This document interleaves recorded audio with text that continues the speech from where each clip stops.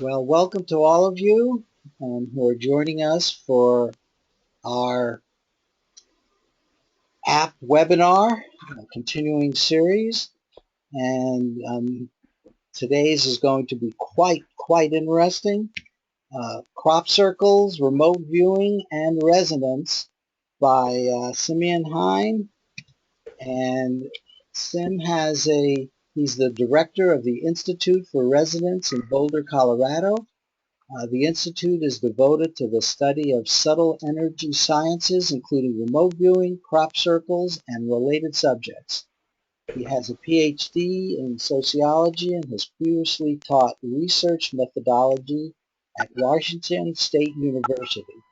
He first learned remote viewing in 1996 and subsequently became involved in crop circle research.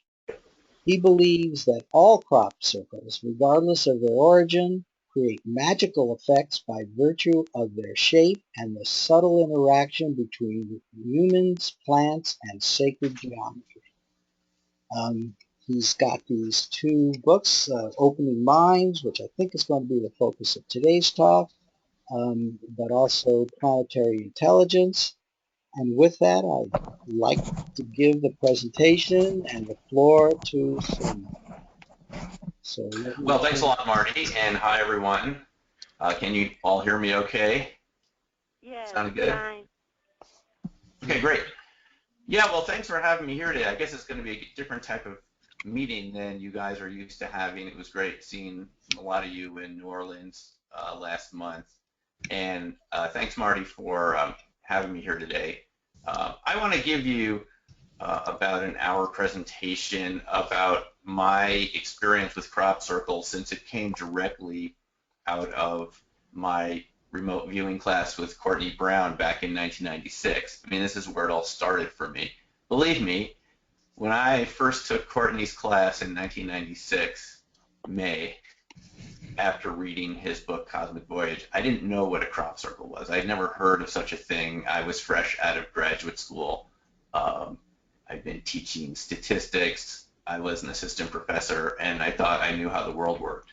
I guess we all did before we encountered RV and all the related topics.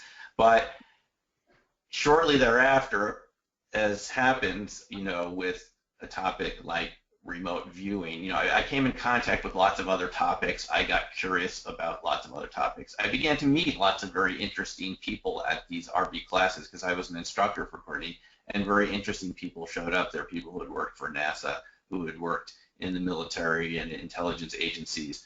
And I began to see that there was just, a broader range of phenomena out there that I had no real expertise in, didn't know too much about. And, being a curious person like all of you are too, I wanted to know more about this. So that is how I got involved in crop circles. And I will show you, I'll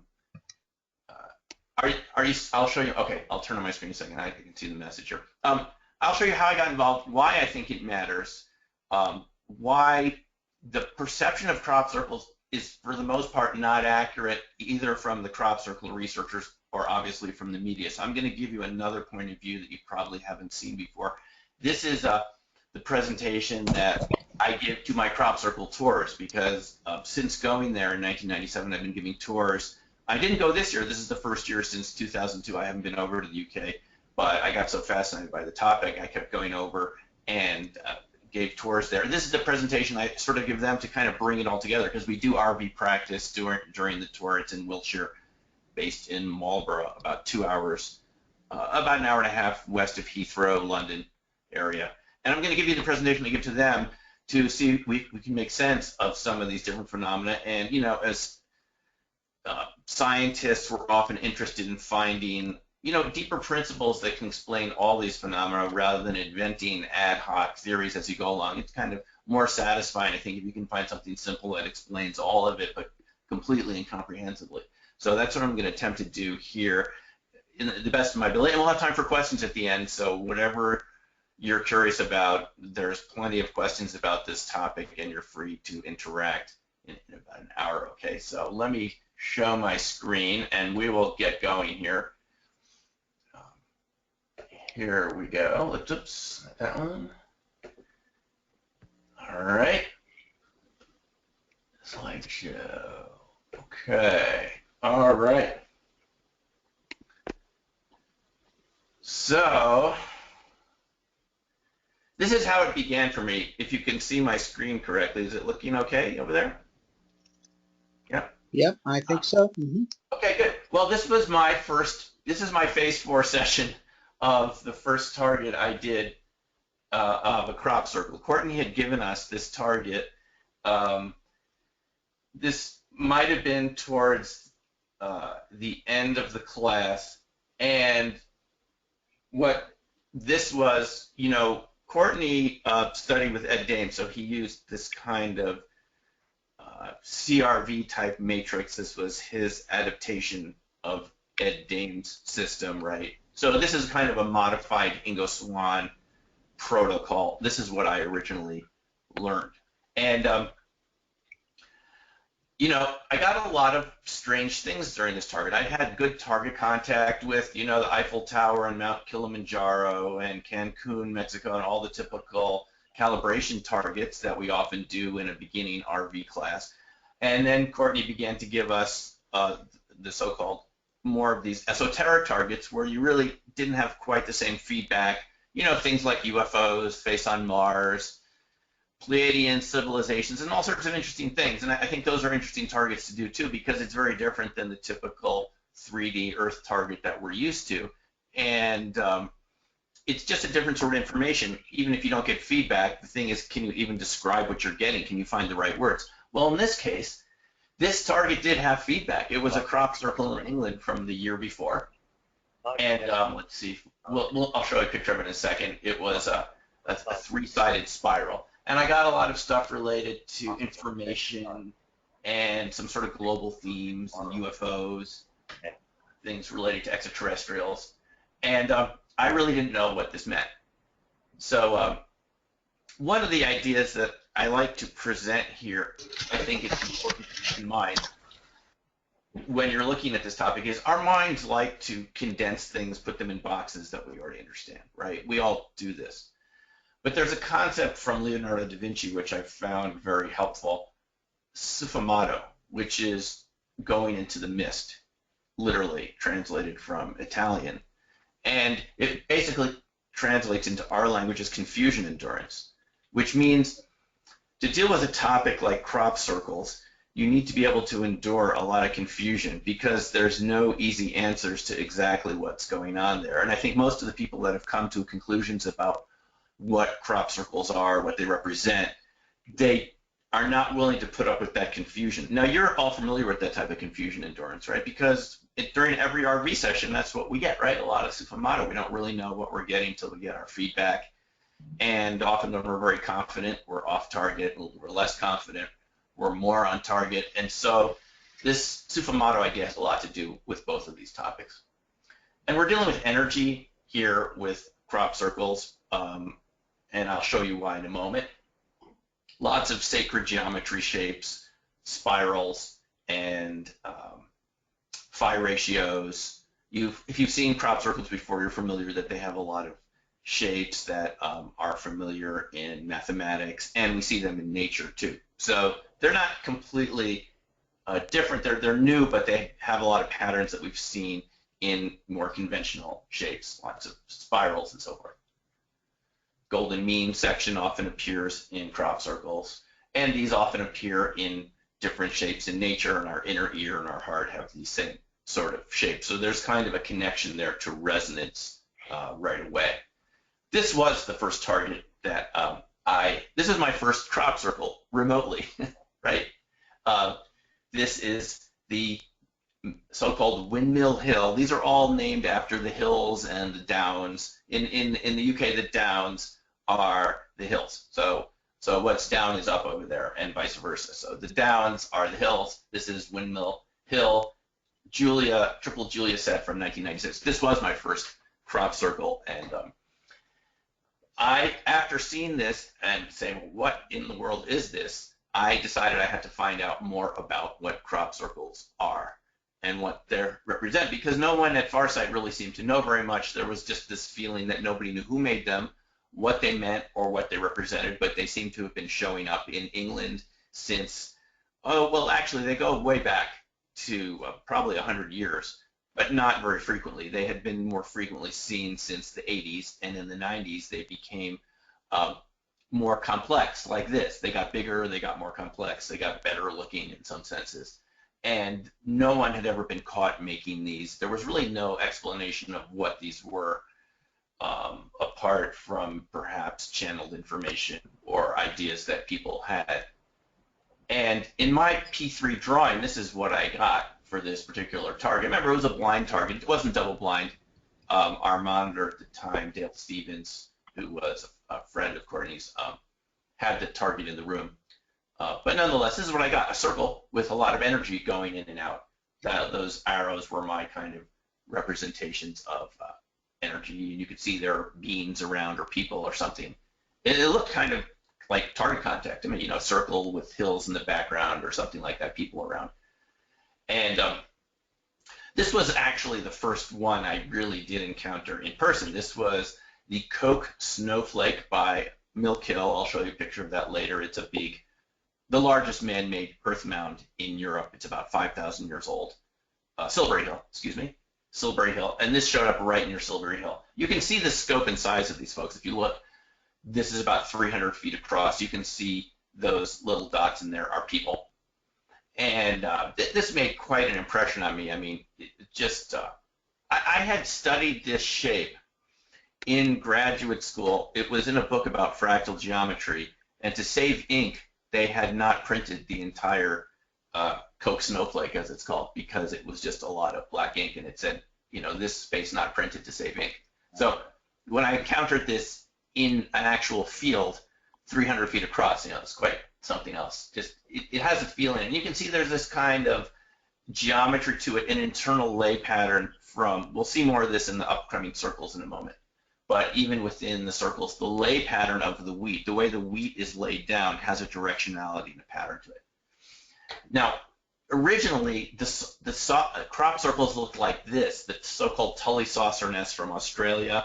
These were areas where discs, flying discs, were seen, and as they left, people would go to the site where they were in Tully, and they found these patterns in the marsh grasses that looked as if something had either heated the grass or landed on it. So there is a connection to UFOs, no doubt about it, flying discs, whatever they may be. And these are two pictures from the Tully saucer nests, I believe, from the early 1970s, where the discs were seen and these patterns were seen in the marsh later on that resemble a grass circle, right?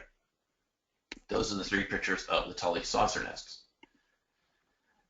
So the original circles tend to look like this. They just tend to look like simple circles, small, simple circles, swirled. Okay, swirled simple circles. And the original phenomena resembled, with some exceptions, there's a book you can get called The Secret History of Crop Circles, and I think it's Terry, I forgot the name, I forget the author's name, but he goes into all of the early ones going back 100 years. They generally look like this, but some of them are slightly more complicated. Now, I did talk to a woman, Louise, in northern Idaho about 2 years ago, and she actually saw something like this. She was a friend of the someone who was the MUFON director for Idaho, and then this person, Jan, told me about Louise. Louise had an experience picking huckleberries in Usk, Washington, 1970s, and she did see a flying disc over the huckleberries with a couple other people. She was picking huckleberries with her brother. I'm just telling you this because there is a flying saucer UFO connection to the phenomena. I mean, historically, it is true. She saw this disc. It goes down into, takes off. She hears the sound like wind, and it flattens all the grass. Didn't make a crop circle. It just literally flattened all the grass in the meadow for about 100 yards as it took off in a direction of a lake. And people in the area panicked and called the police, who called the military, and the military sealed the area off for a week after that. She attempted to go up to pick more huckleberries because that's what her brother did for a living, was make huckleberry types of products, and they couldn't even get back in there a week later. The whole area had been sealed off. So there is a connection to flying discs, flattening grass, and so forth. It's not a complete fantasy. There is evidence for this, and this is just a person that I know that no one else has ever talked to who had a similar type of experience right here in the United States. So people have this idea that perhaps flying saucers, UFOs, made lots of these crop circles, and because no one had ever been seen doing it, this seemed like, well, maybe they're doing this at night, and people would wait at night on the hills and the downs around England, especially in Wiltshire. We're talking an area, if you look on a map, you can see south of Swindon, north of north of Stonehenge, in that area is where most of these circles have been appearing. So it's in an area called Wessex, Wiltshire, and that's where these are. And so people would hang out at night. I had done this many times too in the early days, thinking maybe I'd see something making a circle. Here is one of the simple circles that we saw up in Westbury. It was just another, this is an area where the Druids had lived in Wiltshire, and not far from Salisbury here. And you can see, if you can look at the lower part of your screen, that it looked like the original phenomena again. It doesn't look very complex. You can see these patterns in the wheat. It looks like, you know, it was air blasted or something, but this is what the original phenomena looked like going back many decades, kind of simple groups of circles, and kind of like there's a lay pattern, and this looks kind of like it was blasted from above or something. Very curious, right? And we saw one of these just in 2010, just up from, well, they have these beautiful chalk horses that the Celts put in a long time ago, you know, 1,000 years ago, 2,000 years ago, actually. And these have been maintained, and we were looking at this white horse that's made out of chalk, and we saw this pattern there. So this is what they used to look like. You can kind of see that on your screen here. And then there are these strange light anomalies that have been seen. This is one taken by crop circle researcher Colin Andrews, who you may have heard him or seen him give a presentation at various conferences. And he's been studying this for quite a while. And you can see that there's this kind of whirlwind pattern in the wheat. Again, this is kind of like the original phenomena. And then the strange light anomalies that appear around these phenomena. Here's a photo that Colin took of one of them. No one knows what they are. I mean, they're like ball lightning, but they're coherent, you know, seemingly coherent objects that seem to be able to move. They move around. So they appear to be like objects. They are associated with crop circles. Now, this is what the original phenomena, again, looked like back in the 80s. We call it the original phenomena just because this is what it looked like before it got complex, right? Just simple circles, okay? They got more complex in the late 80s. They became more stylized, like these so-called pictograms. Then they became concentric circles. But you can see there's, you know, they're getting more precise looking as we go along here. They're more precisely formed and more geometric. Here's this famous one from '94, the Mandelbrot set, which I'm sure some of you have seen before. This appeared near, was it Oxford University? Yeah. And people said, there's no way to do this. It's very complex, and how do you get that shape in there? But this is one of the early mysterious ones. And here's a Barbary Castle from, I believe, '91. This was the first real biggie. Huge, you know, those tram lines, by the way, are 80 feet across or so. This is how they put on the pesticides and chemicals and fertilizers in England. The farms are not big enough to fly like they do here with crop duster planes, so they use tractors, as they call them. They're trams. Those are tram lines, and they're quite far apart, so that gives you a sense of the scale. This showed up near Barbary Castle. It's another hill, old ancient Celtic hill fort. And this one, I mean, this was just the first real huge one, right? This kind of blew people away. This made people think the aliens had really landed, you know. Okay, quite different from the original phenomena here. Now, if you look at this, this shows you, I hope you can see on your screen here, that the lay pattern, there's a swirl. You can kind of see a spiraling from the center out with with the wheat. These are mostly in wheat, by the way. Here's a picture of what some people think might have been a crop circle from the 1660s, I believe. It was, they called it the mowing devil. It was a pattern seen in wheat. Some lights were seen in a field and people thought it must have been the devil come out and make patterns in the wheat overnight. It kind of looks something like a, you know, perhaps a crop circle, but that, in that case, the crop was cut. And what we're talking about here is crop that is not cut, it's just flattened, okay? So there's a difference. So they got more complicated and more complicated. I'm sure many of you have seen these, even more complicated and more geometrical and precise and better looking as the years went on, right? Even some of them don't even look like crop circles anymore, right? They look like three-dimensional shapes, almost like three-dimensional art. Now this was an interesting one. This is from '98. People give names to these formations. They called this the Hydra Formation. It was in a place called Westwoods near where we stay in Marlborough.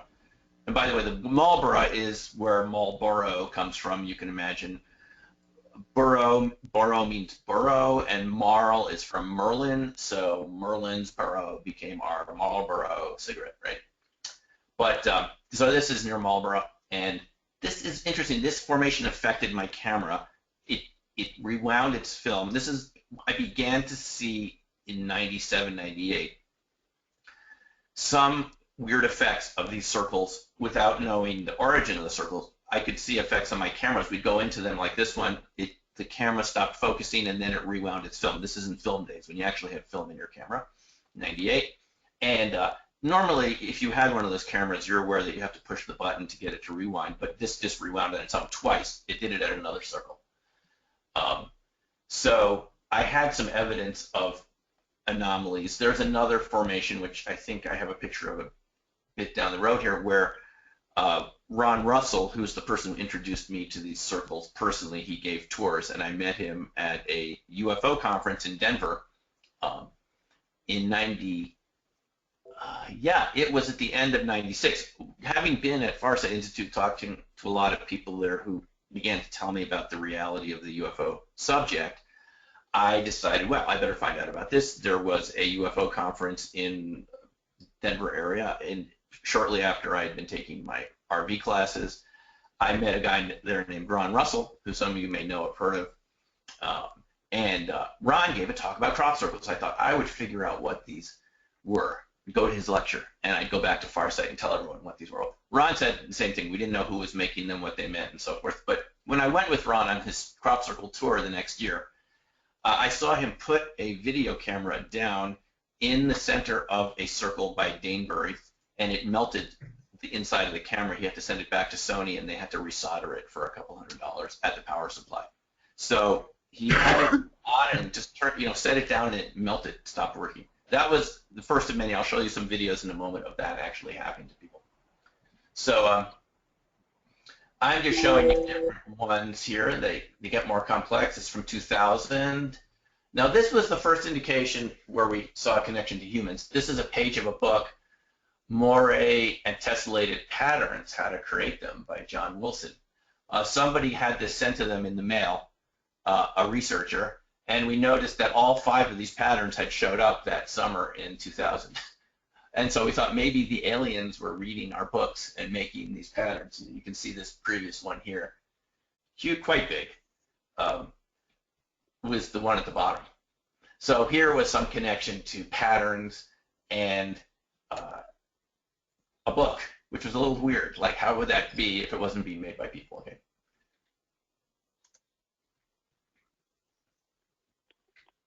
So we started studying this with a static meter. It's a laboratory grade meter made by the Trek company to measure static electricity. We wanted to see maybe if we could tell the difference between the real ones and the fake ones, as we thought at the time, the man-made ones, right? And we thought maybe we'd find a difference in the voltage of static, and we did find initially in the ones where we couldn't tell what had made them, the static charge was higher, and in some of the ones that we knew were man-made, that were made experimentally, where the farmer had been paid, the voltage was lower. So we thought maybe we had a litmus test, right? We even made a video about it. We thought there's this litmus test for telling the difference between the so-called real ones and the fake ones, right? You got it. Now this particular one didn't know the origin of this one. This is a picture by Colin Andrews. I mean, this is a great picture, isn't it? Just a beautiful formation, 99 Hackpen Hill. This one blew out the static meter. The battery was totally shot when Ron went into it. So here's another instance of battery failure. And just great spiral patterns. So this is based around phi ratios. Quite complex if you look at it, but if you want to see more of this, it's 99 Hackpen Hill. This one that looked like a molecule, it was actually across from the B&B I was staying at. I could see it from the window of my room, believe it or not. Also blew out the static meter when Ron went into it. This was before I had gotten there that summer in '99. Now, just for a little humor here, there are other types of sand circles. Some are made by hermit crabs, right? And you can see this pattern in sand. And I've been recently reading about the circles in Namibia. You've seen those in the desert, these tiny little circles that appear, but they go on for kilometers, and they're kind of mysterious. Some people thought maybe they're made by termites or something, or patterns of moisture or something like that. So there are different types of circles. I'll show you some sand circles at the end. This is definitely different than your average crop circle, right? If you blur your eyes a little bit, you can see that this is a picture of a woman's face. This was actually an advertisement for Orange phone, and it's definitely not a crop circle anymore. We're talking about crop formations. When we saw something of this, we talked, oh, that was just like a human joke. The other ones were real, but this one is obviously, it doesn't look like the aliens made this one. Here was the alien disc. And I hope you're just having some fun with this. You have to go imagine that we're researchers. We're back there not knowing what's going on here, and these are showing up. People would say maybe the aliens are sending us a message. You could see this is an alien. People later found out it had been in a Star Trek from the TV series way back, and there was this disc and the message. It was binary code. It was decoded and so forth. I forget what the message meant. But, it's made up of a certain pattern. It's actually the way print is printed in newspaper with these kind of lines. There's different methods of printing. This is one of them that's used in print on paper, if you look at it very closely. So very good job. I mean, whoever thinks of these, because it looks great from a distance. This is a so-called face at Chilbolton.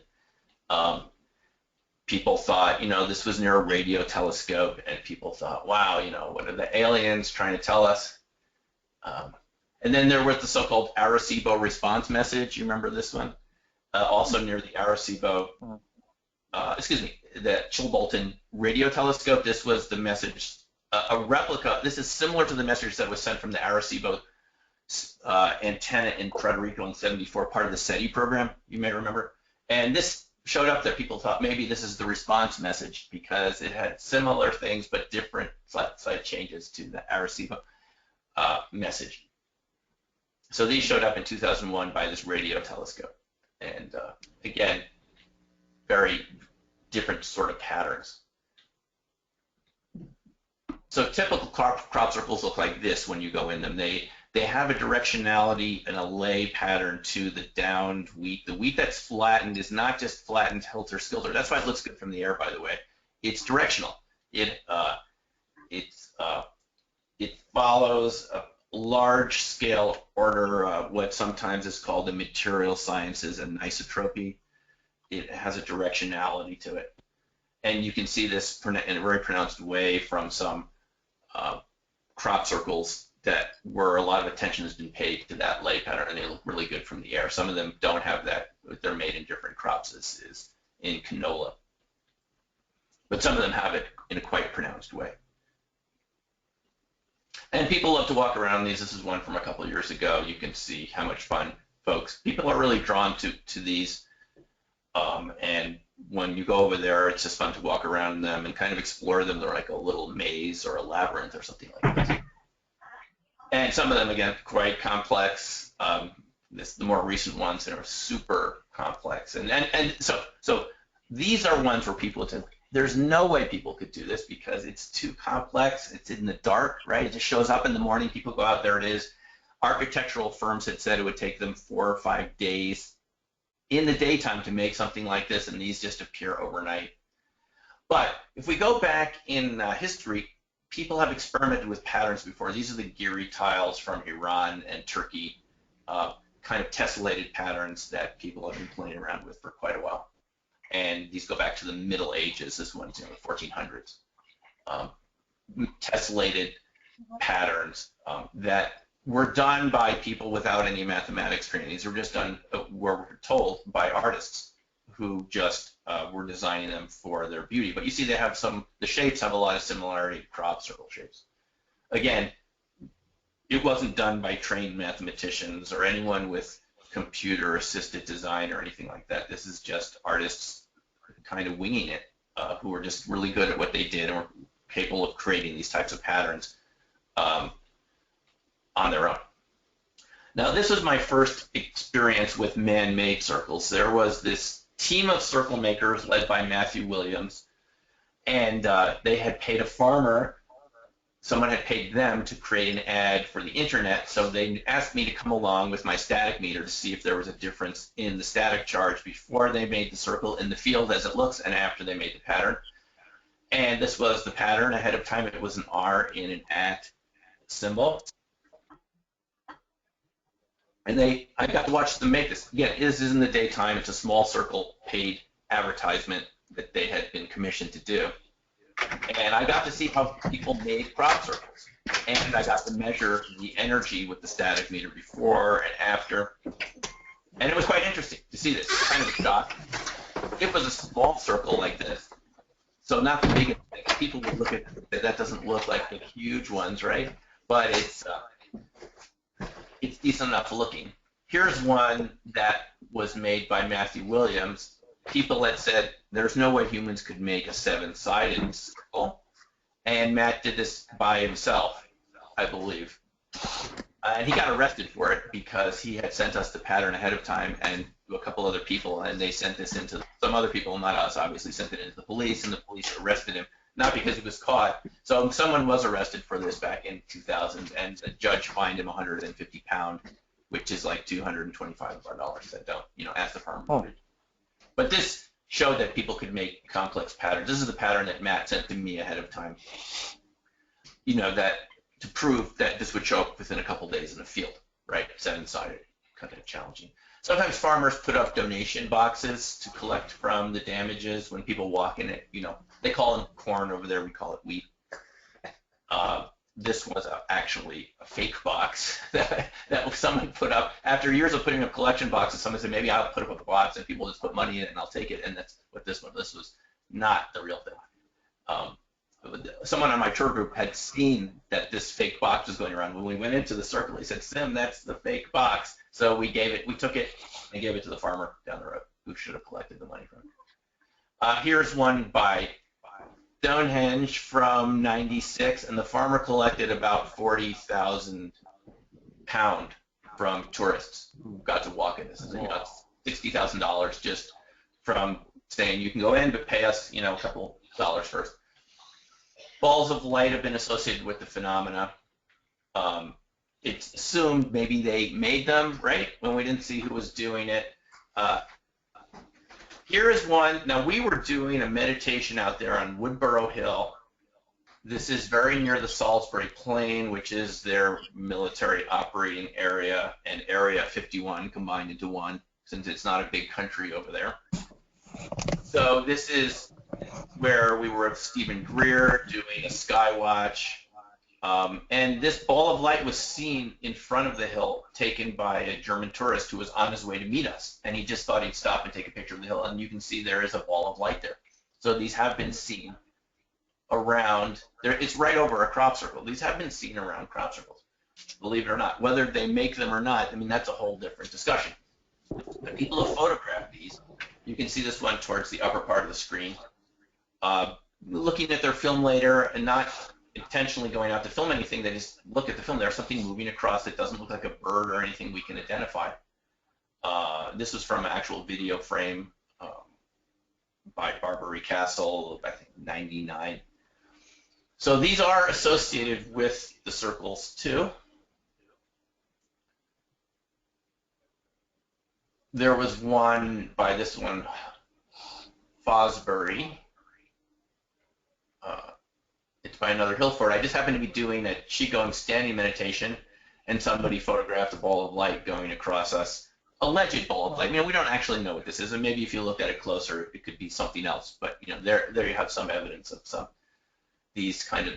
You've heard of these balls of light. They are associated with the formations in some way. And strange light phenomena. This was taken by a Japanese tourist. You can see, even if that is like dust or pollen, it seems to be formed like a DNA spiral type shape right in the center of the crop circle.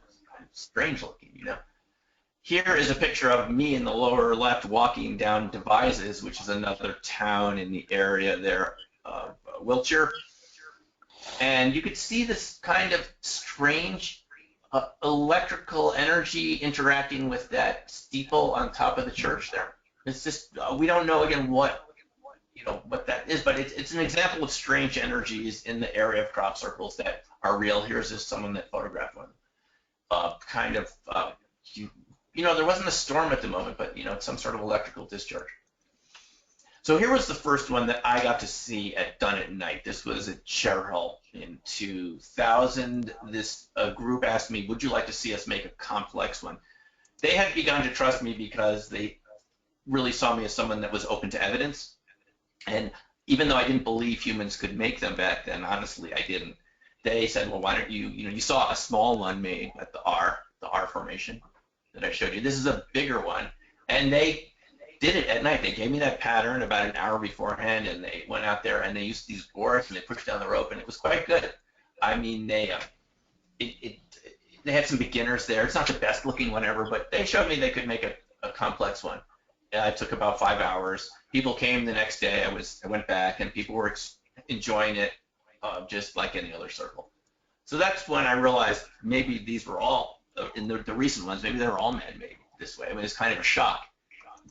I used to get up on stage, folks, and say that it could not be made by people, and I was wrong. Okay, so it's good to admit that you could be wrong. I was wrong. They are made by people. The recent ones, we may have started making our own. We paid farmers, and we would rent their field, and they would let us make circles in their field. We did this to see if we could do it. And this is someone, Peter Sorensen, who had made many circles before, and he showed us how to do it. We had these boards made and everything, and it was a lot of fun making these, pushing the wheat down, and we wanted to measure the static charges. We would find slight changes in static once the formation was there. This is Masao Maki, who's a circle researcher from Japan, also has a sushi restaurant in the United States here in Boulder. So this is what our formations looked like there. Not really sophisticated, but we weren't very sophisticated. It looked like a similar one a couple days later. We thought maybe the aliens are imitating us, but whatever. Here are some that appeared. This one was very mysterious. The one in the bottom had been commissioned by the BBC, the BBC TV over there. But the one at the top was, no one knew who made that. People said, well, that's the real one, that's the alien one. But it turned out to be the logo of Masao Maki's sushi restaurant, okay? It's his family crest of his family from Japan. And he had just done it to show, when he realized people were making them, he wrote a book for Japanese audience to show that they could be made this way. So we have many good examples of human-made ones, and we've made them here in the US too, just to experiment. A typical grass looks like this. It's just disorganized. It may have a slight pattern to it, but this is not a crop circle. This is just photos of kind of haphazard grass. But the wheat looks like this in a crop circle, very directional and very ordered. And here's another one we made, by the way. This is the math matrix. We got commissioned to do this in 2006 by Scott Flansburgh. He wanted to make a matrix of numbers because he's in the Guinness Book of World Records for being able to add numbers in his mind better than anyone else on the planet, based around a base 9 number system rather than base 10 like we use most of the time. Right. So we made one for him. It was commissioned. It looked quite good. We had a very good artist make the numbers just by hand in there, just walking around to make those numbers. Took a couple days, and it did seem to affect a video camera. Now, I just wanted to show you something interesting about this. we put a sign up saying that this had been made by us. We call ourselves Team Cosmos for Scott Flansburgh, and people wrote, someone wrote across the sign, you know, liar. They just didn't believe that we could have made it, you know, because it looks too good in some parts. And so we were there, and people would say to us, you know, can you explain this, and can you explain that? And we couldn't explain all of it, but we did make it. So part of this, you know, my background, folks, is as a sociologist. It's very interesting to see what beliefs do you have about reality, and why do you have them, you know? Because often you may believe things that are contradicted by the data, and you hold on to your beliefs. We all do this because we like to be right. And in this case, there are people who can't believe humans can make them, and even if you say we were paid, we're here, and we have a sign, they won't believe you. So people who consider themselves open-minded, it becomes kind of like a religion and a bit frightening. So here's some, I'm going to show you examples of the energy effects of these circles. It gets stranger from here on in. This is one, it's so-called Devil's Den, Fyfield Down. We were one of the first people to go into this circle, and it affected lots of batteries. It affected Masamaki's video camera. As he went in, it stopped working. It affected my static meter, and it affected the batteries on the GPS device. Tim, hold on. Yeah. I'm going to mute everybody. Too much noise. I'll turn you on again. Okay. That should take care of the noise. So. Okay. Yeah. Are we good?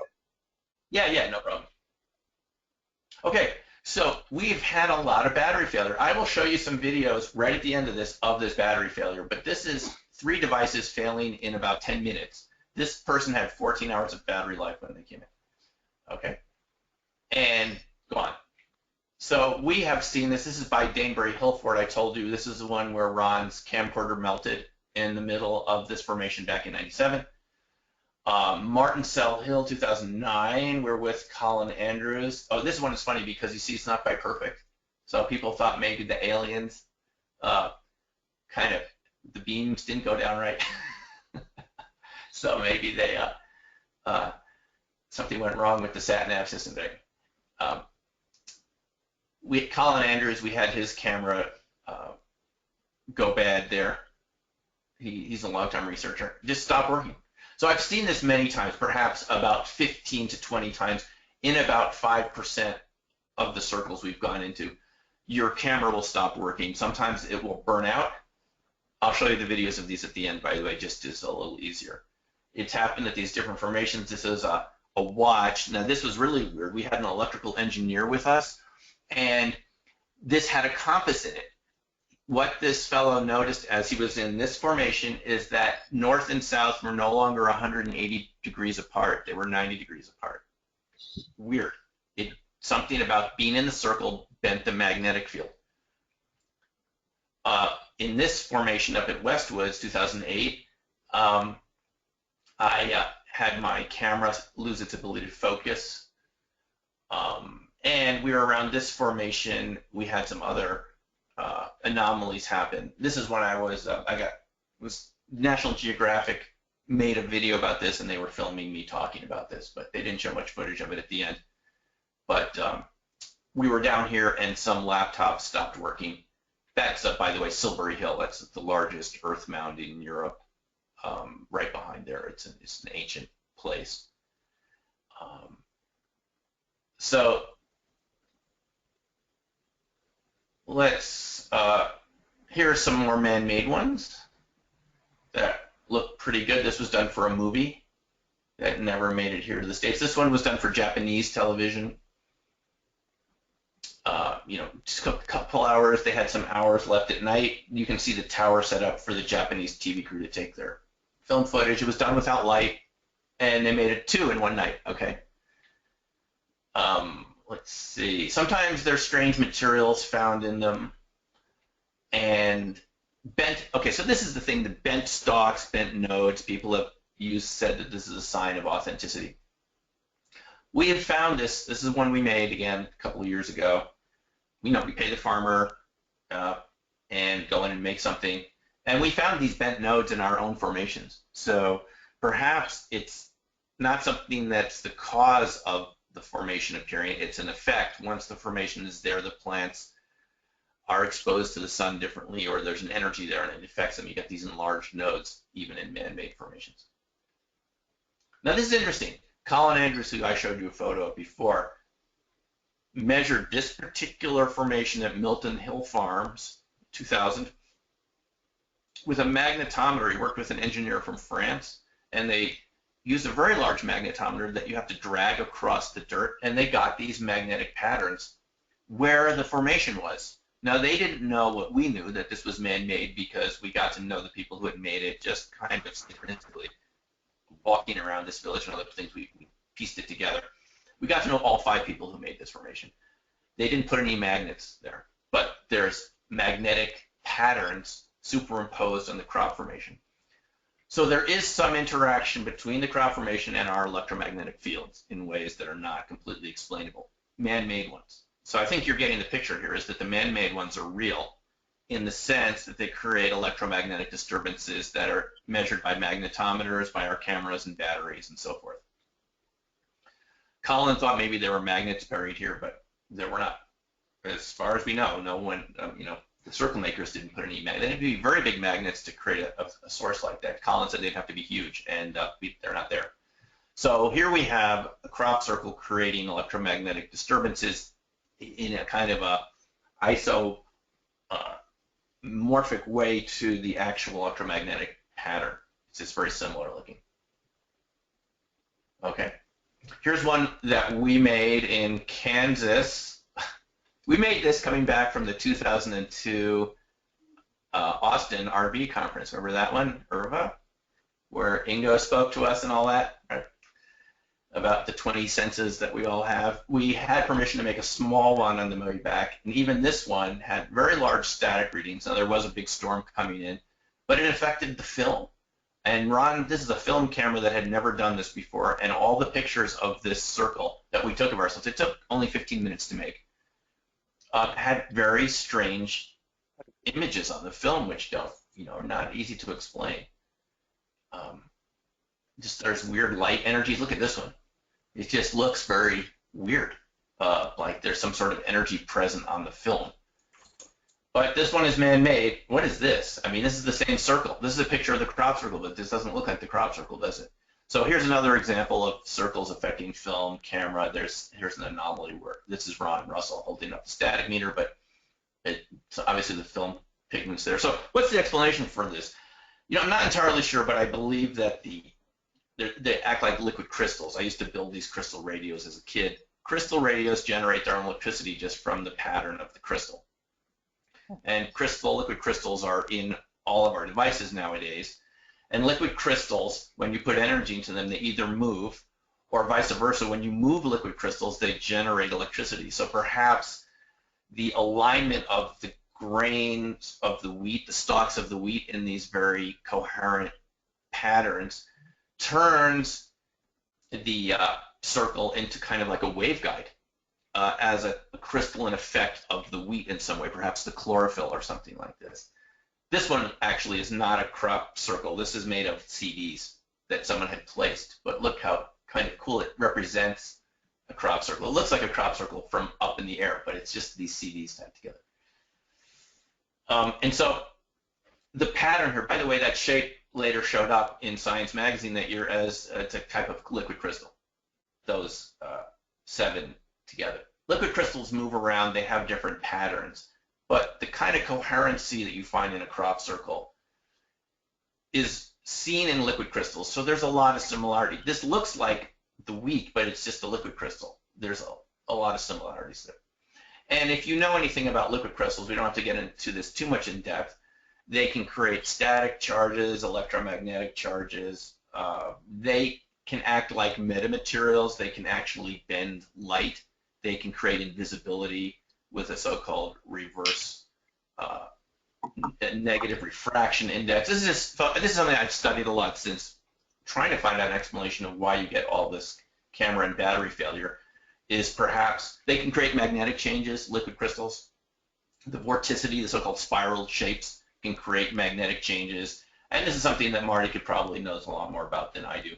But this theme of coherent spiral shapes in an active material is a theme that we see a lot in material sciences. And material scientists are working a lot right now at a quantum level and at a so-called mesoscopic level between the micro and the macro world where we inhabit and the subatomic level to create these kind of custom-made metamaterial, tunable metamaterials shapes to generate energy and various effects at all different levels in the electromagnetic spectrum.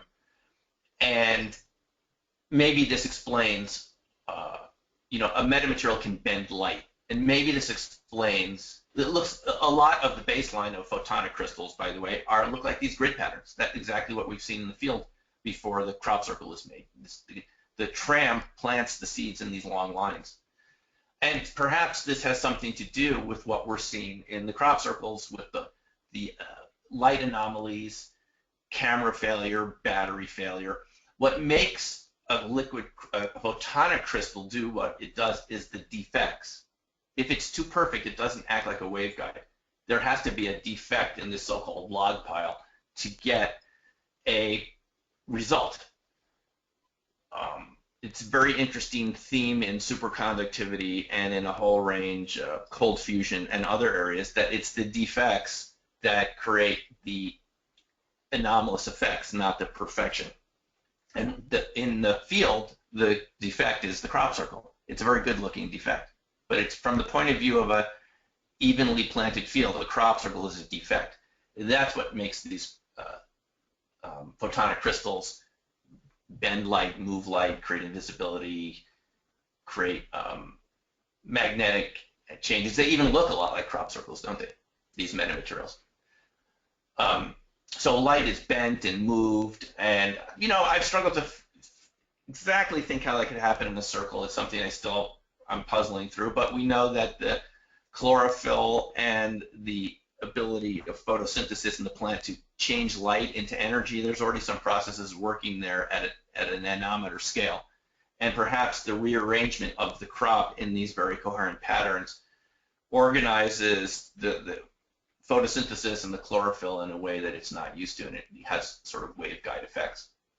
But basically, the wheat is kind of like a liquid. I mean, it's not really solid, it is, but it can be moved around, which is like liquid, which makes it very much like liquid crystal. Liquid crystals also create correlated changes in electricity, which is related to Cooper pairs, and superconductivity, which is materials that conduct electricity much more effectively and efficiently than our typical metals that we're used to in our electrical and electronic systems. If you can get this at room temperature, you'd have devices, as Marty can probably elaborate, that would be much more efficient and need much less energy. They'd go for much longer without batteries needing to be recharged and so forth.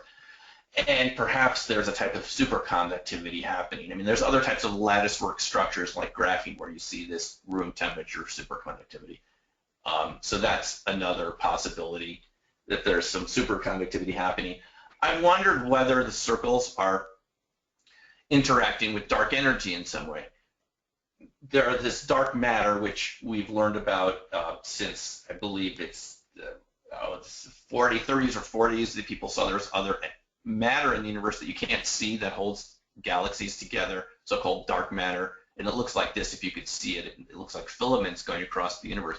There's also dark energy, which was discovered in the 90s, which is the force that pushes galaxies apart.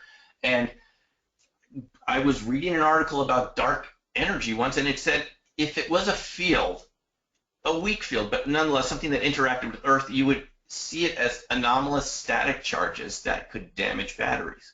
So I thought, click, maybe the crop circle is acting like an antenna, a waveguide for dark energy. I mean, it's just a possibility, but that would explain why you get the battery failure there, right?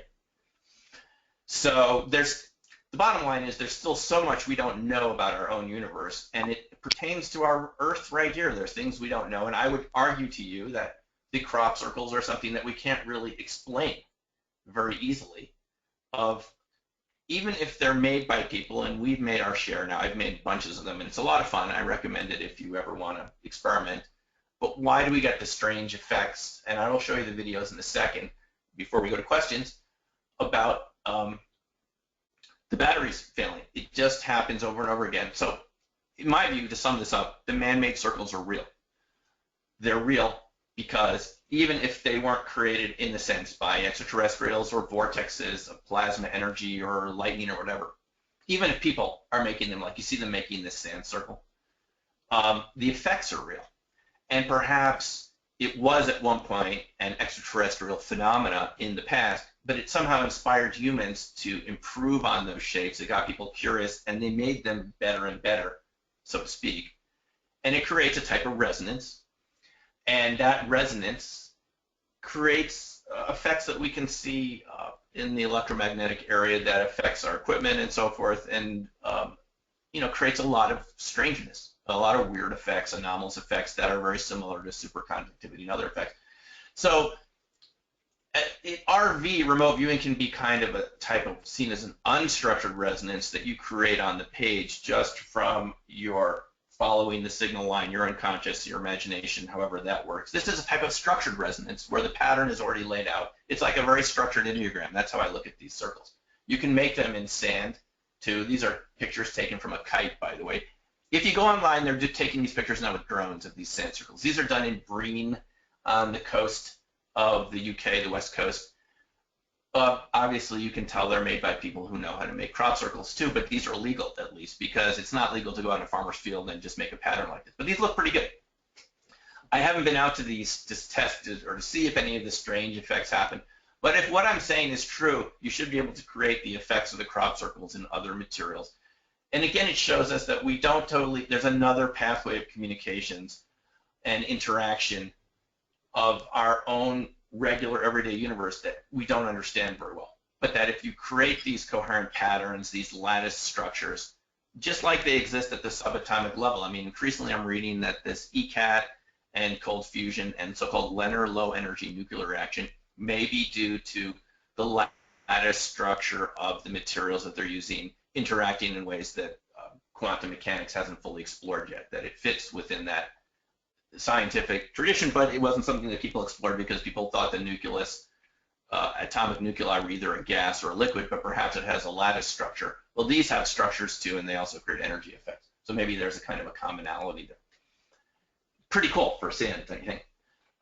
But it'd be even cooler if we found out that this is a type of advanced technology that these circle-making artists, and these are mostly very talented graphics artists, many of them untrained, but they're good at it. Some of them are trained. There's a group from London that were trained in this quite extensively, but I mean in graphic arts, but they applied it to a new material, wheat, and now they're doing it in sand.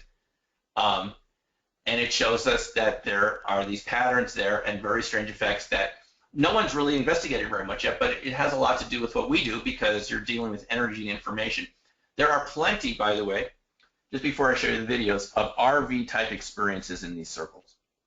One of these circles, circle makers, Matt Williams, told me once, he was actually in bed and he had this feeling like he should go out and make a certain pattern, a flower of life pattern. He went over to the Avebury area, which is where the huge stone circle is, that's older than Stonehenge and larger, by the way. It encompasses the whole village, Avebury. And he had the feeling to make a flower of life. He made the pattern. He heard some strange sounds, people playing music and so forth. Went home the next day, found out that there was a group right there about 100 yards away from him meditating on a flower of life symbol, hoping that that would show up in that field. Right? Now, what is the odds of that? It's the same odds as like Pear Labs results or something, things that we're familiar with. It's like billions to one. I mean, here he gets this idea to make the circle. They're meditating on the shape. They never talk. He asked them later if they were playing music, and nothing. They were making a sound. They didn't hear anything. So it's just another kind of, I'll tell you, there are a lot of stories of people being in these circles, bending time lags and strange effects on their watches. They may go into a circle for 20 minutes and their friends said they were gone for 4 hours, things like this. It doesn't fit later with what they saw on their watch. So perhaps there's an effect on space-time too. I mean, people report this. I haven't seen it myself directly, but it's reported, and that's a type of case that Matt was telling us about. But there are a lot of cases, by the way, people envisioning a certain pattern in their mind only to find that it showed up that night or something. So it does relate to our kind of an informal type of RV, that you get this information being transferred without an obvious explanation how that can happen. So let me just show you before I summarize here and finish, so we can get to some of your questions. Some of these videos that I've taken of, I have a, if you go to bit.ly/CropCircleWeirdness, bit.ly/CropCircleWeirdness, I put this YouTube playlist together of these weird effects and batteries failing. Let's look at this one first. I was telling you about let's just skip this ad. Hold on a second. This is the Devil's Den formation. Okay, Kansas is going wrong, actually. And the screen is look at this sort of pixelation, I think it's quite and pushed. This is that's how we touch it. The last time I had this, my battery got red hot. There's the battery. I'll flatten the pancake. So look. That's only the second time I've ever had. Yeah, last one. You had 14 hours when you finished. 14 hours of battery life when I finished. But okay, let's take a look at this one. Put your camera. And has it ever done that before? no, I've taken 900 photos on it.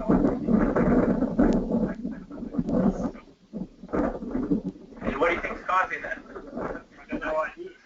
Yeah, it's probably because it's So he said he took 900 pictures, and it just, let's take a look at this one. 900 photos, and just, here is my camera losing its ability to focus.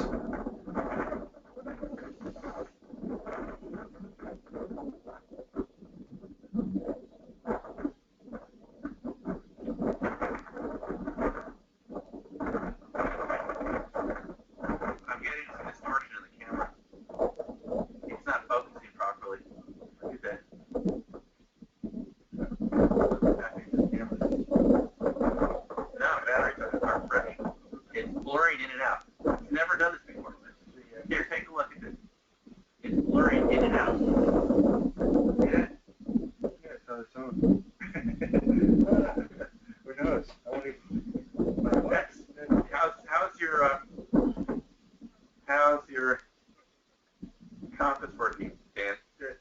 It's, yeah, it's right.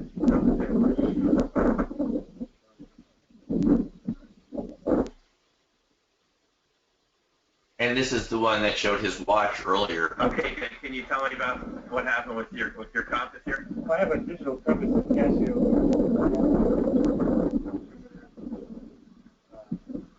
Without compass anyway. It's lost its calibration after it's on the crop circle. I came back and I turned 90 degrees, I get 180 degree reading. In other words, it shows north over here and south over here, which is 90 degrees to each other. Something's happened to it. Has it ever done that before? No. Okay. Thanks. And here's one more.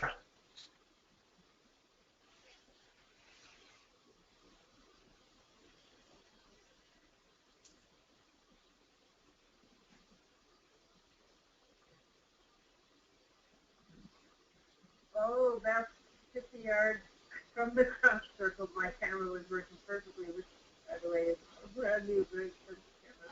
And now upon entering the crop circle, it lost its ability to focus, and now I think it won't even channel it. Has it ever done this before? Never, ever. I think it's tried. All right. So let me show you one famous video. This is of one of these balls of light. This was taken by Steve Alexander, and he was just out on a hilltop, Milk Hill, where a lot of crop circles have shown up, and he took this picture of this ball of light. It appears to, you know, just kind of flickering. He didn't know what it was. But this is 1990. This is before drones existed, that, you know, we can fly ourselves. And again, it's another type of, it started in that one formation you saw at the beginning. It left, it went down into the field, then it goes back up and went over to another crop circle. It seems like it has a directional intelligence to it. It passes over a tractor. The tractor driver saw it. He didn't talk about it for 5 months because he didn't want people to make fun of him, but he said it was a luminous, flashing beach ball sized object, and it caused his engine to stall on his tractor. And then after passing over the tractor, it just goes straight up and into a cloud. You can see it here. It goes down into the wheat, and then it comes up again. Now, is this a type of a plasma? Is it a ball lightning? Is it a physical object? The tractor driver said it was a beach ball-sized object, and it appears to have an interest in.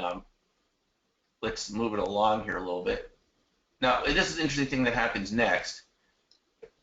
This is on YouTube, by the way. You can see this. It's a Milk Hill UFO 1990, unexplained. We don't know what it is. It seems to affect the camera. We've talked about the camera anomalies here, but look how this is a video camera with film from the old days. It seems to start, the camera appears to lose its color resolution and everything's all green, which may be an effect of the object if it was giving off electromagnetic energy.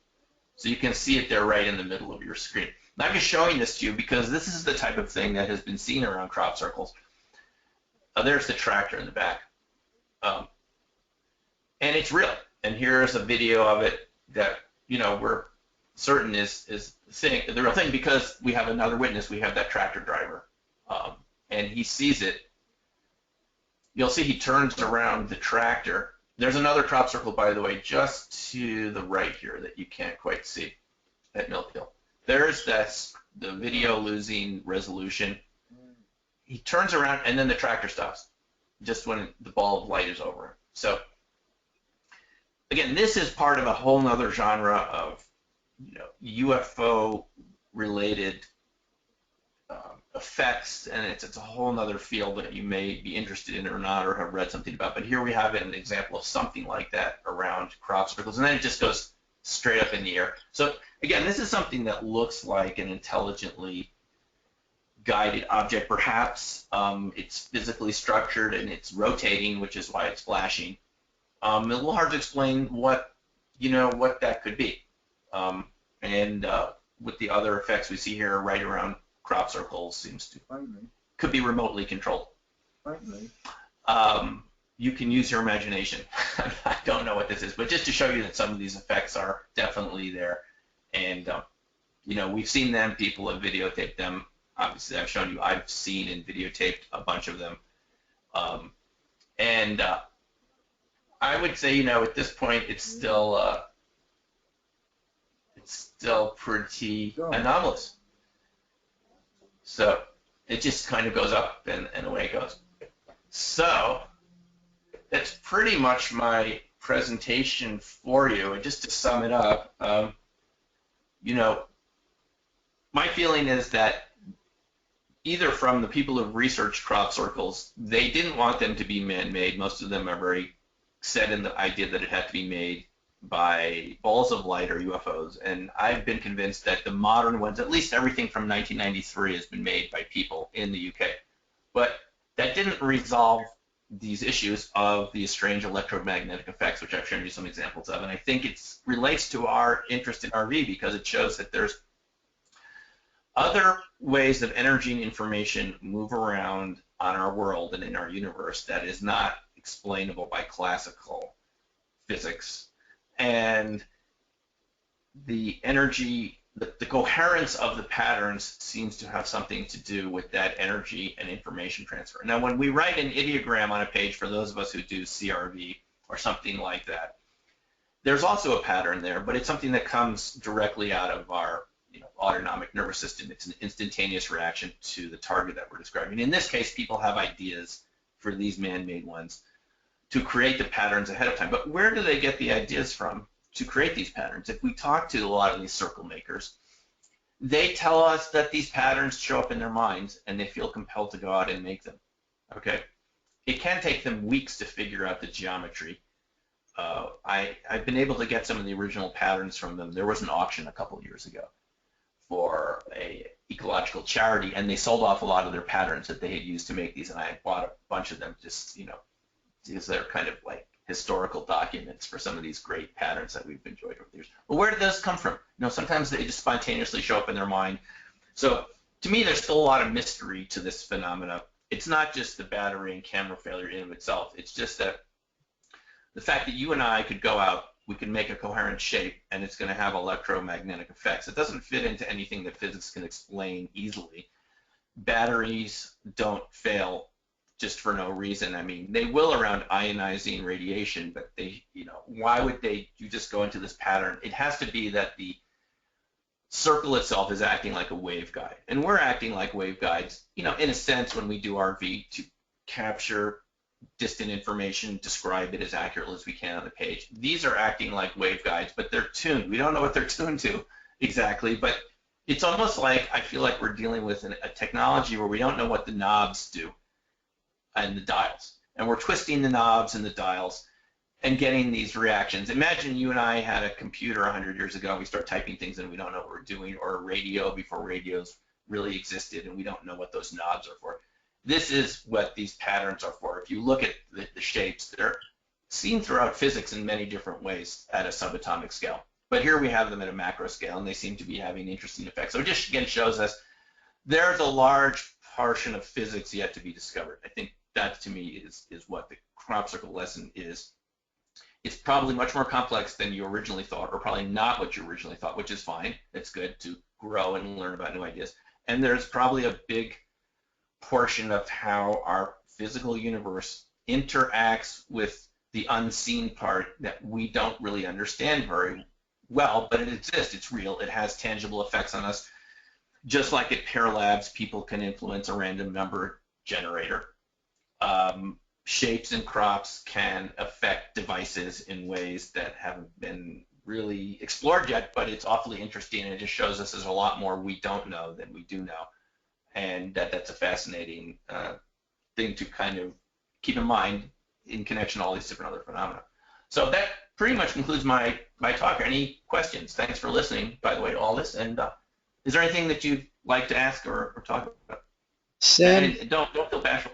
Sim, thank you very much for that. That was really just illuminating and very, very interesting, and of course raises lots and lots of interesting questions. Yeah. Okay, go ahead. I think you guys can unmute yourselves. Well, I'm going to unmute you all, and let's just be quiet. And why don't you just jump in and ask a question? I've got one. This is Nancy. Hi, Sim. Hey. Hi, Nancy. Because we love to dance around in the all there is, remote viewing is so, it adds such an element of mystery.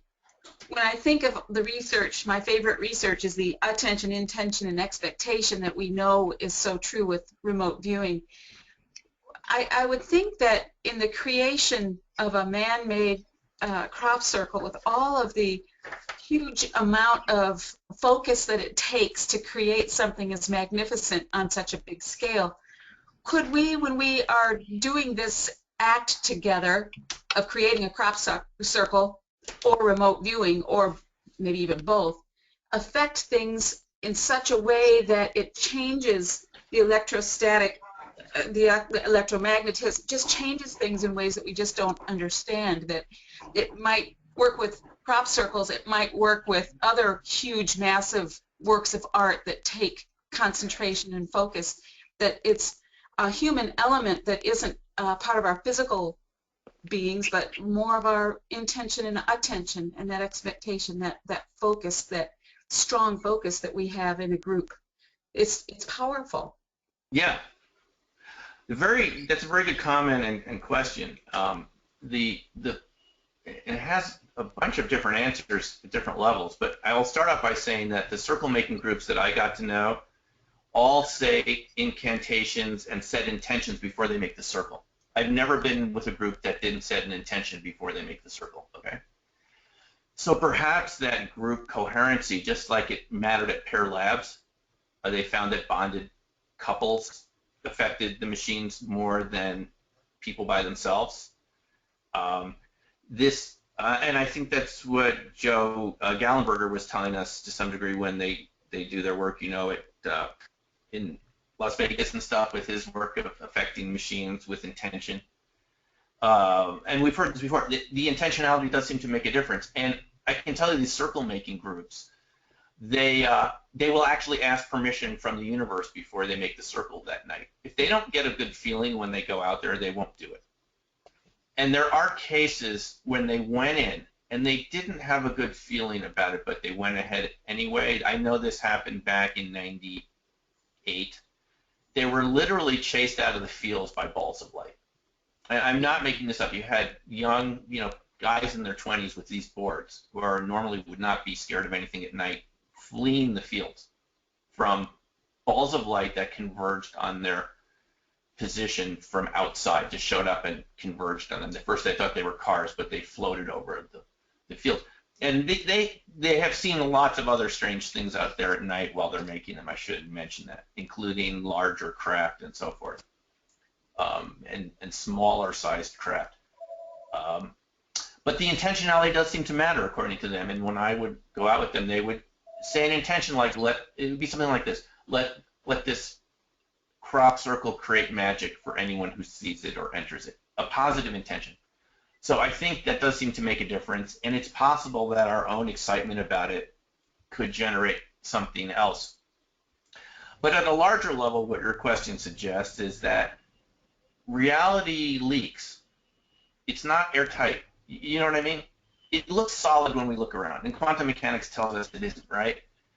But that's at a subatomic level. But RV and crop circles are two examples where something is happening that shouldn't be from the conventional model of science. This is another example of why that conventional model doesn't explain our data. And this is just another phenomenon where it doesn't.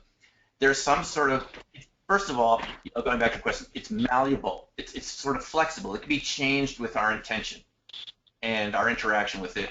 And then the energy and information seems to leak out from one point in space and time to another in some way under the surface that we can't see. And so to answer the question, it seems that the way we're interacting with it is affecting that, which is just kind of fascinating. You know, it's fascinating. Very fascinating. We're just at the tip of the iceberg of how we do that. You know, and isn't that what the precog experiments that Marty and other people do all about? Is we're interacting with some way that our scientific upbringing told us is impossible, and yet it's happening. So what is going on there? I mean, I personally believe that science does explain these phenomena, but not our science yet. It's something, perhaps a science of the future, you know, something incorporating principles. It doesn't work according to the Newtonian Cartesian model. Let's put it that way. It's more like that book Flatland by Edwin Abbott from the 1890s, where they discovered that there's a higher dimensional reality. Well, one citizen of Flatland discovers that there's a higher dimensional reality when a sphere shows up one day. And it turns out they arrest him and put him away forever. And it turns out that the government of Flatland knew about Sphereland all the time, but they didn't want people to know because they thought it would cause social upheaval.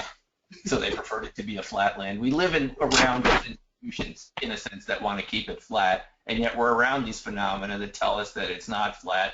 So something's got to give. And this is just another phenomena where I found out that this is true. And again, it shows that we interacted with it and we can play with it. Yep. Very interesting. Yeah. Thanks for that question. Anybody else? Anything else? Sorry. Go ahead. No. Good.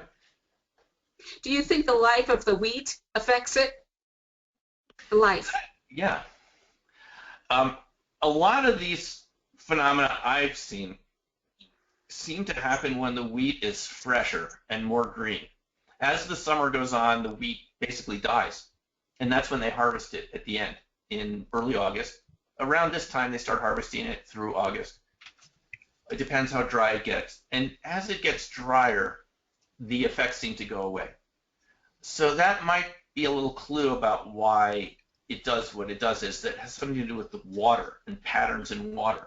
And then you're thinking, you know, other phenomena that the water seems to matter, like homeopathy or Dr. Emoto patterns in the water. I remember when Dean Radin said that he sent double-blind samples of water to Dr. Emoto. Some of the water they had meditated on and some they hadn't. And he was skeptical, but Emoto's lab could tell the difference between the samples that they meditated on or not. Again, so water has patterns in it that can be detected. It has something to do with crystals. And we find these patterns, these anomalies, seem to happen more in fresher circles. That Devil's Den formation that I showed you by that dolmen, they called it the Devil's Den because, you know, it was just an old Celtic burial area. That was a very fresh circle. And other people, by the way, came in. I showed you the GPS device failing, and my static meter had failed, and other devices. But people told me they went in the next day and the next day, and they had their devices not work for 6 to 8 months after being in that circle. Batteries wouldn't take a charge. They went home, put it in a drawer. All of a sudden, a year later or half year later, the battery took a charge again. That was a very fresh circle. So maybe it has something to do with water and the age of the wheat. Eventually, you know, you wonder what happens to those crop circles. They get eaten because they get harvested, and those particular fields are for animal food. So Interesting. Yeah.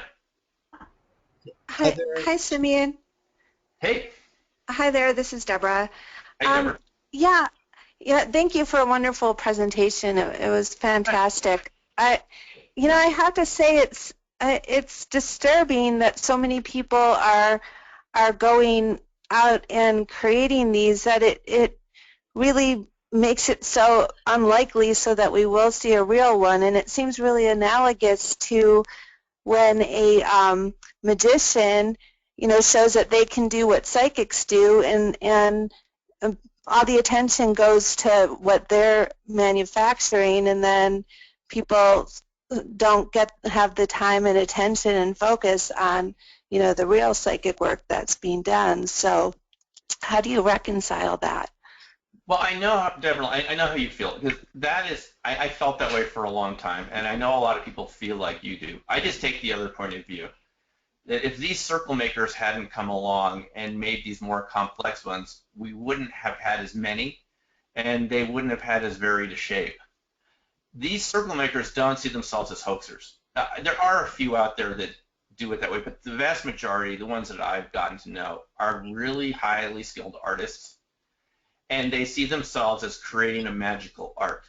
And if you look in the history of art, there are still a lot of artists that used processes. They wouldn't show how they were creating their paintings, right? I believe that there was I forgot what the book was. There was a guy that wrote a book about the camera obscura, about techniques that artists were using to create art without showing that they were using these devices to do it.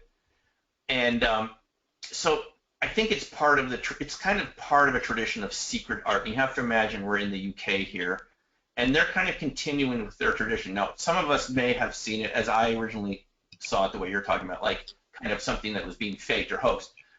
But once I got to know them, I realized they see themselves as creating a magical art. Now, if they were very upfront about it, like we were when we made something, paid the farmer and put up a sign, people still didn't believe us anyway. And if they would tell people we made this, people would destroy it. They would be angry a little bit.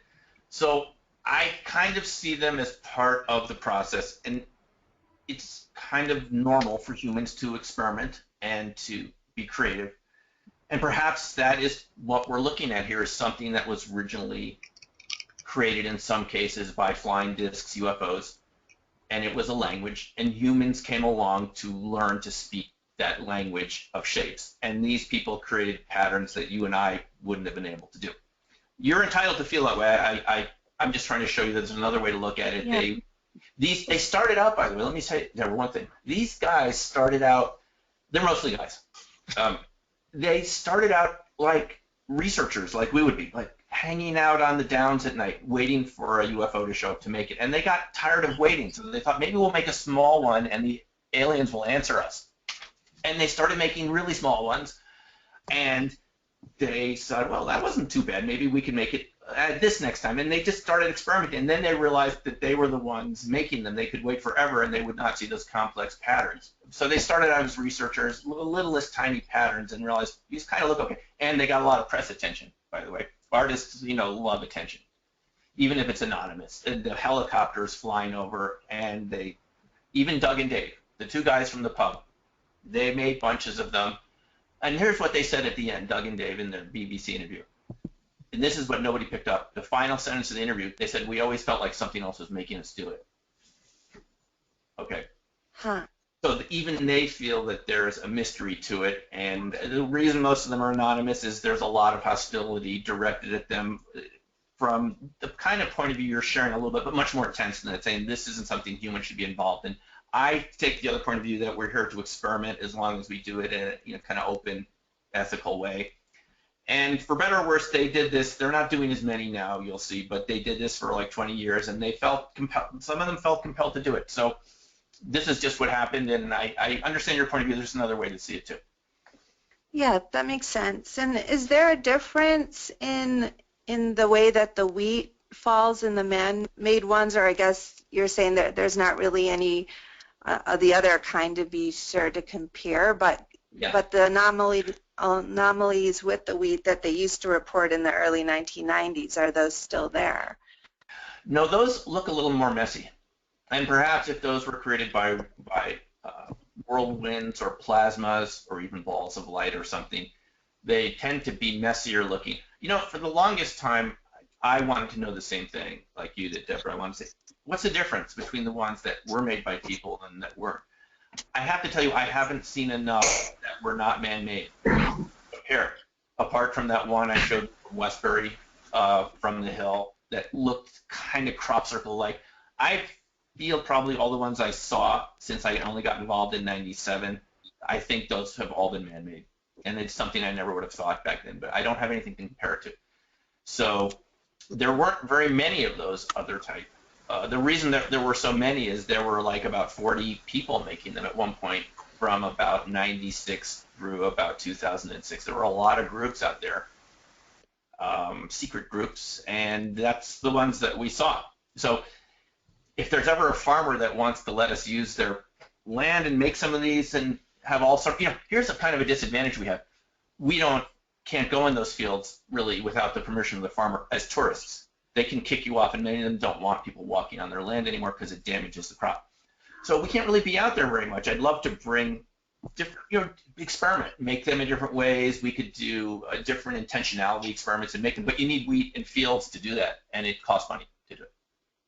Yeah. Those fields that we rented would be $500 to $1,000 per field. That's how much they told us wheat they would be losing. So we would pay them anywhere up $500 and upward to use the field.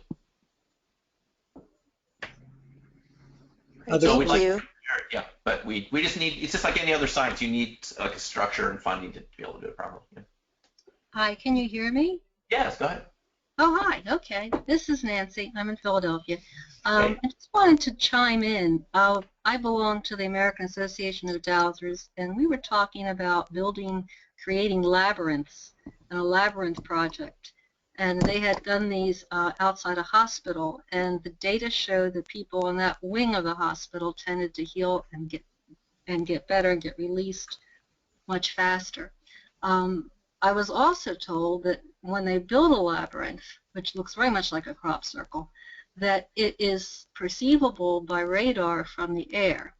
Now, I don't have any data on this. I was just listening. I'm just kind of chiming in with a little bit of information that I have.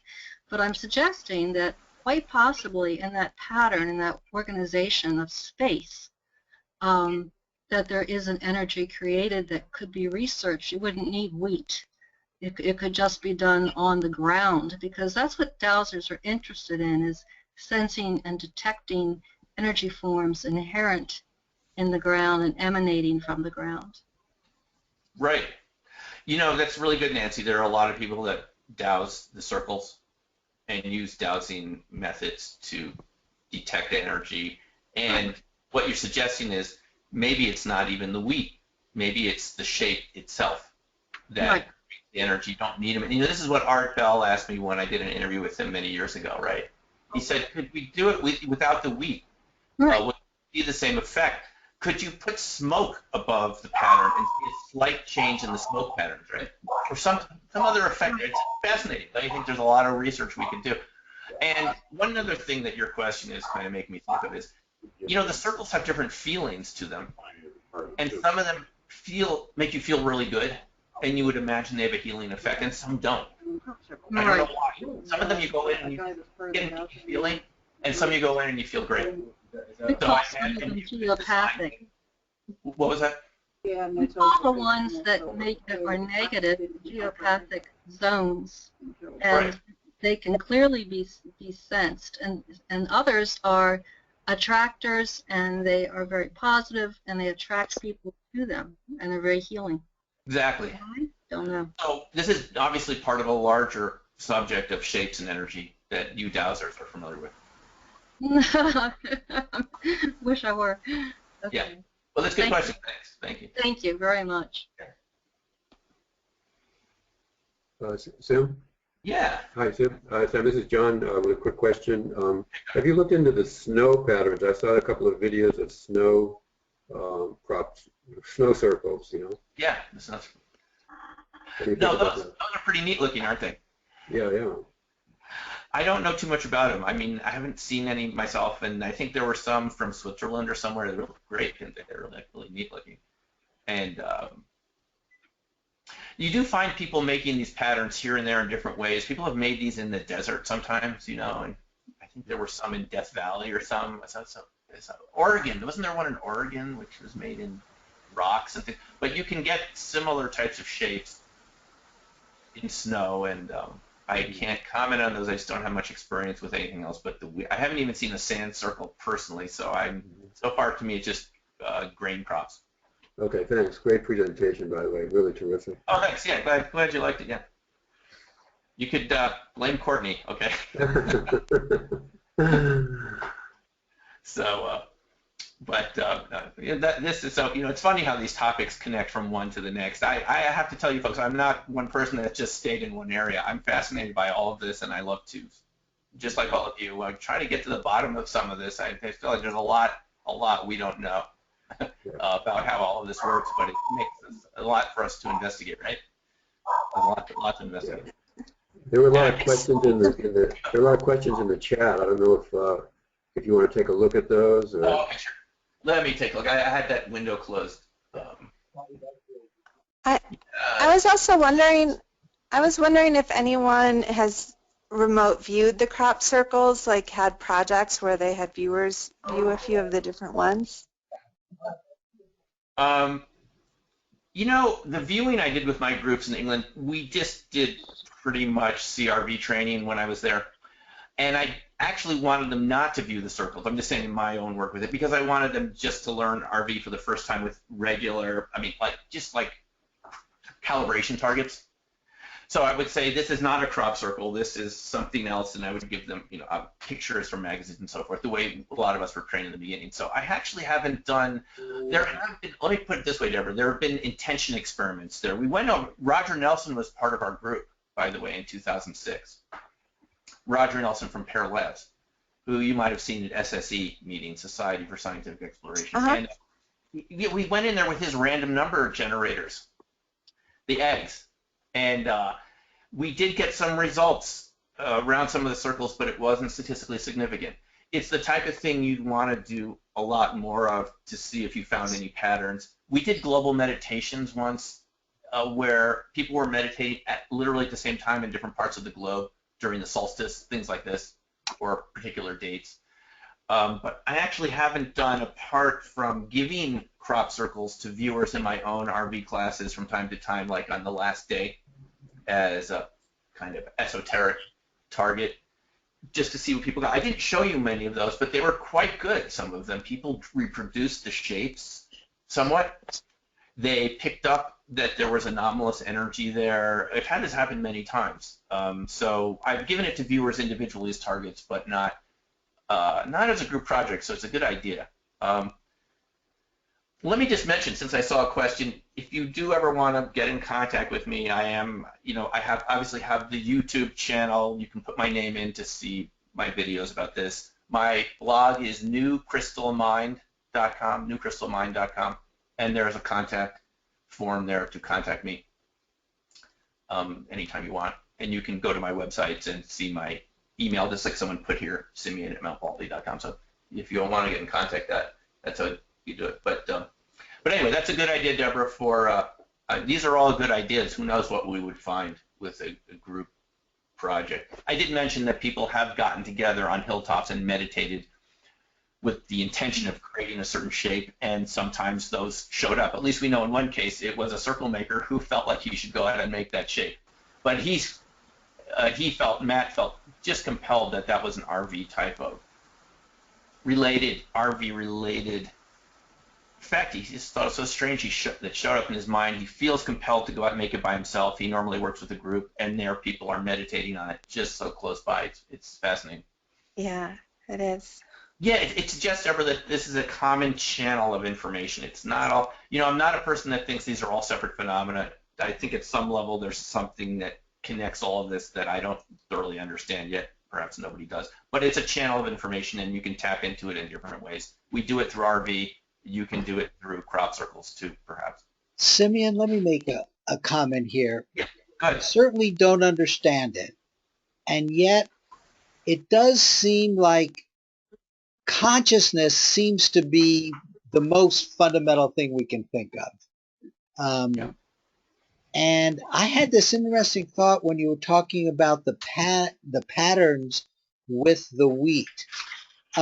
You were thinking of it, and of course we all saw the patterns in physical space. The wheat is a living entity. I wonder what the pattern would look like in some sort of yet to be understood consciousness space. If consciousness is the fundamental, then what could be picked up and what could be, boy, you talk about hypotheses, right? But what could be activating your light balls could in fact be something at this consciousness level which we're all struggling to understand. And just as you said, precognition, remote viewing, a lot of other anomalous phenomenon that are indeed real, maybe somehow it ought to help us understand this consciousness space better. Yeah. So, absolutely, Marty. And, I know Bill Tiller has talked about this, He had the idea of a direct space and a reciprocal space, an energy space that is the counterpart to the physical world that we live in. And it relates to cymatics, shapes and energy. yeah, exactly. And that there's a correlate in the energy world and in consciousness to physical reality that we can't see it, but we obviously have a lot of evidence that it's there, right? And this could be another, to get back to some of your other questions that people have asked so far, that the shape interacts with our consciousness in an interesting way. So that's good point. And let me just relate this to your liquid crystals, which I found fascinating, that's sort of where, you're leaning in terms of trying to understand this. That was really a fascinating connection with it not being perfect. Because just like our physical senses tend to pick up gradients, liquid crystals and, crop circles and stuff like that, it's like, I really do think these are hints for us in maybe eventually putting together a physics-like model of consciousness. And you're bringing in the dark energy. I've often wondered if dark energy and dark matter are indeed directly connected to consciousness in some way. Yeah.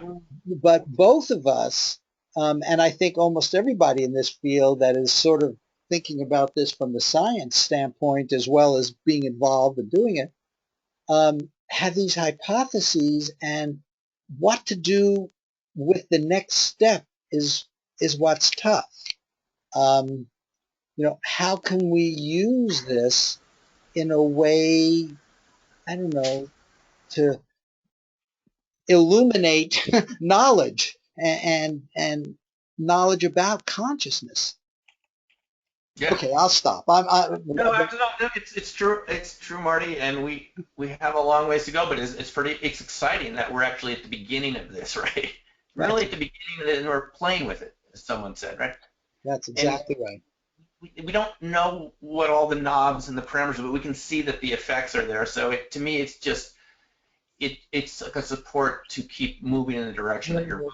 So, you know, I once read that in a history of science, someone had a quote. They said that the mistake a lot of scientists make is they don't believe in their ideas enough, right? It's too easy to stop and go back, and if you're just so close, if you just pushed it a little farther. So the message here is that we should all have confidence in whatever level that we're dealing with this type of reality. I mean, don't give up, keep pushing it, because you're going to get a very interesting result that should, you know, keep you going for quite a while. And maybe all of these will come together, Marty, in another model that's more compelling and more satisfying than the one we've been working with, right? So, but anyway, I'm going to have to depart at this moment to have another event that I have to go to in a few minutes. But I really enjoyed this, and let's do it again sometime. And feel free if any of you want to contact me for any reason. I'm here. So. Oh, thank you very much. Thank you. Thank you. Thank you, guys. Thanks for coming in. We'll talk to you soon. Okay. Okay. Bye-bye. Okay. Take care. Bye. Thanks, Marty. Bye-bye. Bye. Okay, well, that was really interesting, huh? Totally amazing. Yep. Okay, we still have a few more minutes here until I have to leave, so if there are any conversations we'd like to have here, let's have them. I saw on the chat this Theory of Everything book was mentioned. I mean, there's so many of us that have made this connection with consciousness. And the dowser, I don't know if she is still here. There was a dowser, and that's just another use of the connection of the consciousness with the physical world. And the fact that crop circles have come in and connected with these balls of light, I must admit I just find so fascinating that, I don't know, we are at the tip of something really big. Anyway, anybody else want to comment on all this? Please do. I wanted to ask something. If there's other people here who are familiar with the crop circles, I didn't get a chance to ask Sim about this. I used to go to crop circle or conferences of UFOs where crop circles would be discussed, and from what Sim says, you know, he's getting a non-unwelcome message from some of the crop circle organizers. I just wonder if people know if there are any conferences that are upcoming. I'd like to go to another one, and particularly on the West Coast, or if anybody's familiar with this field and, you know, how Colin Andrews feels about this, or some of the other folks. If not, that's fine. Just well, I suggest emailing him. He obviously would know about all that. Yeah. So it'd be fun to make one and do all the science stuff too with it, wouldn't it? It'd be fun to be on a team that went out with all the fun toys and measured all the crazy anomalies, and I just think it's amazing. Yeah. You know, I do wonder if there'd be some way we could connect this up with remote viewing and precognition. You know how we do our cool down. Wouldn't it be interesting to try to set up some small shapes or, you know, experiment with these liquid crystals around? I mean, you know, there's a whole community of people, of course, who think crystals themselves are magic. But there's just so much, you know, you can only do so much. But maybe some people will be moved by this to try to do that personally, and hopefully, you know, we're a community, they'll keep us informed, and that's the way our knowledge base will grow. One thing I want to do is ask on Facebook and also 10,000 Roads if people have remote viewed crop circles, and there may be some threads on 10,000 Roads about that too, just to see what's been done. You know, another aspect, I would like to go off on the same one that you mentioned, Marty, about, but I also would like to kind of look at the really big projects that we do as human beings that take a lot of people with focused, intense, intelligent reasoning and creating big projects like the Eiffel Tower or the Hoover Dam or a massive choir performance, a sacred music. If what happens when we have massive group intention, and then forever after we have in history, over time, lots of other people are looking at it and observing it and appreciating it. If that changes the electrostatic meters and the compasses and the direction of the electromagnetism for a while, what happens to all these science toys? I mean, that we're gauging? I'm calling them science toys, but these things that are real tools that we use for do we change things just by our intention, attention, and expectation in a group? Yeah, I think that's a really good point, and you made it with Sim. And bend spoons, we can bend forks, and we can do crazy things, affect matter. It's a big thing. And let me add that not only will your point be made in linear forward time, but remember the future is connected with this as well. And so the long-term intention, attention, expectation could be involved. But all of these are, what bothers me about these conversations and my own thoughts about all this is I don't know what to do with these hypotheses. And so I keep coming back to ARV, where there's something that I can do. And I can try to gather my consciousness.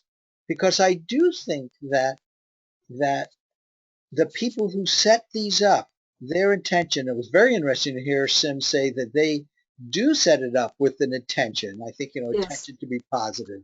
And one time they were driven away by these light balls. I don't know what that means, but that there's something going on at a deeper level that we don't understand. But by getting involved in it, and precognition is as good a way as any because you're getting involved with deep levels of consciousness. So that's where at least I put my energy. But I think meditating a little bit on this, letting your sub give more information about how this all connects in terms of the bigger picture. And I'm certainly going to be doing some of that now. In fact, I've always been doing it, but now I've never done it having the crop circles being part of it. And I will do that, and maybe there'll be some new insights that'll come out of this. Okay, any other comments anybody wants to make? This was a good one. It was really good. Yeah, this was. Okay, I'll stop this one now, and thank you all for coming. And hey, stay in touch, and we'll have more of these, and I think we'll definitely have Sim back sometime. Oh, well, thank you, Marty. Terrific. Thank you, Marty. Take care. Bye. Bye.